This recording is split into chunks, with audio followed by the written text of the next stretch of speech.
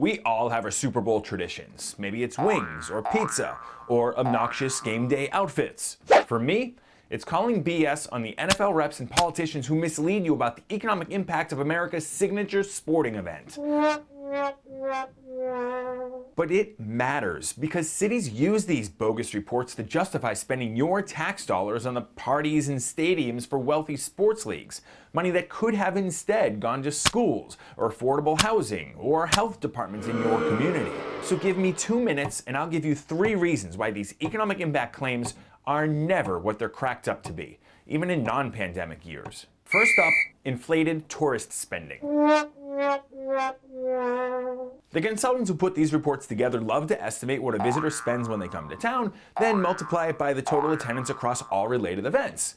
But they often overlook the fact that the same person might go to multiple events. So the 5 tourists who supposedly made it rain 10 G's on your town might have really only been one person who spent $2,000 in your community. Oops. And a lot of those dollars don't stay local either because so many of the businesses that benefit are owned by out-of-state corporations.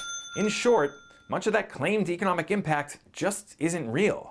The second way big sports will deceive you? Taking credit for spending that would have happened anyway. I don't know about you, but Florida to me has always sounded like a pretty decent place to be in February, with or without a game. Yet you'll get leagues that suggest that people go to the Super Bowl or a spring training game or in the Sunshine State just for that event, and not, the sunshine in the middle of winter. So they produce these inflated figures, then launder that propaganda via press release to understaffed local newsrooms who repeat it, unwittingly lending credibility to it all. Third, while sporting events definitely create some small business winners, leagues don't like you to know that they also create some losers.